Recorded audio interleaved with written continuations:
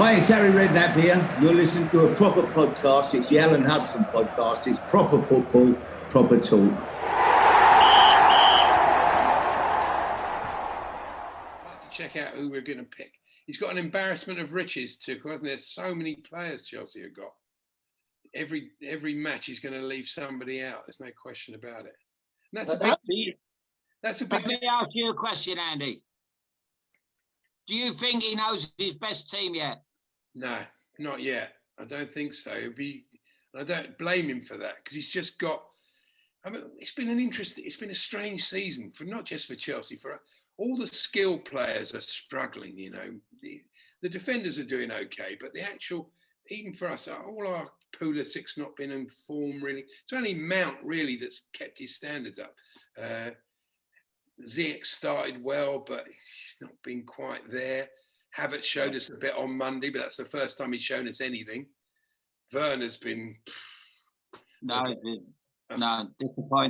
But I must say that also I watched the Manchester United Milan game the other night, and how Frank let Tomori go. Tomori's would have been fantastic. What a player. He was superb at Old Trafford the other night. I was thinking about this, Alan. Don't you think it's I think it's got to be contractual. I can't see. He had this boy. He was playing him. And then he did well. We won 11 in a row or 10 in a row. I can't remember. We had a good run. And then suddenly he just went off him. And he wouldn't pick him. And I know at Chelsea, I've heard this through journalists, well-connected people and everything, that sometimes if the club have got an issue with a player, they'll tell the manager not to pick him. I remember Gab Marcotti told me that when Sarri was at Chelsea, he loved Hudson-Odoi. He thought Hudson-Odoi was absolute, but Hudson-Odoi wouldn't sign a new contract. So the club said to him, don't pick him. You can't pick him. And so this sort of thing, and the fans never know that. The fans are going, oh, why is Sarri ignoring Hudson-Odoi? Doesn't he, can't he see it? You know, there's more to it often, especially at a place like Chelsea. Well, this is the thing I was talking to Tony about, and I thought we would talk about it today, but we could do that another time. I really took offence to the vindication of letting Frank Lampard go yesterday. It's kind of like saying you've been married and you split up and you're throwing mud at your wife, you know.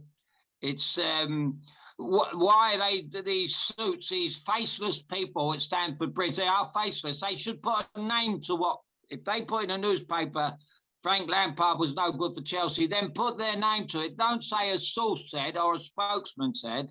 Yeah. They sit upstairs in their high chairs and they vindicated bringing Tuchel in for Frank, which I think was really hurtful and out of order. What Frank Lampard has done for that football club is incredible. Yeah, I think I have a slight. I don't 100% agree with you. I loved Frank Lampard and I wanted him to succeed like mad. I really did. But I do think that there were mistakes. When he came from Derby, there were mistakes in that team that never got rectified. When he came to Chelsea, the first pre-season, we started giving away a lot of goals from set plays. And I said to Paul, I'm really worried in the season because we don't seem to be able to defend set plays. That went on right the way through. He never really addressed that. You know, and you think... No. Yeah, no, I go, no, I'm not. He's a great bloke and a wonderful servant to the club. You have to judge him as a manager. You can't just say, well, he's done fantastic for the club. Yeah, he has, but you've kind of got to look at his managing. And no, Andy, you've got the wrong end of the stick. No wonder you've got too much on your mind. I'm not saying that Frank shouldn't have got the sack. I said Frank shouldn't have got the job in the first place. He should have stayed at Derby. Okay. I said that from day one. He should have seen his Derby contract, showed a bit of loyalty to the people who give him the first job, and said to Abramovich, "I'm ready when you are. As soon as I've done my apprenticeship, whatever you call it." But what I'm talking about is this thing when the Chelsea hierarchies turn around and start vindicating that they were right to sack Frank Lampard. But you know, the thing about him, I mean, everyone goes on about Granitskaya, Marina Granitskaya, but you know, these people are kind of, they're kind of almost blameless. So you spend £71 million on a keeper that isn't big enough for our league. He's not strong enough. He's not big enough. We all can see that.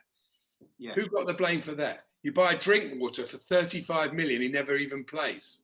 And Zappa Costa, there have been so many mistakes that she's made. And no one ever says anything. You think, hang on a minute. It's all very well blaming the manager every time, sacking the manager every time. But you buying the players, you're wasting Abramovich's money. You've absolutely... Well, that's what Harry said. But that's why Harry Redknapp, who we had on the other day, I know Harry very well, and that's why he's kept really tight-lipped. Although he did say something in the Sun that, you know, you can judge Frank all you like, but did he buy them players? That's did he buy them? We never know. Only they know upstairs. But don't turn around afterwards and say we were right to bring Tuchel in, because half them people upstairs didn't even know who Tuchel was. Yeah, he was cheap. Anything like that's a cheap, nasty, don't need that.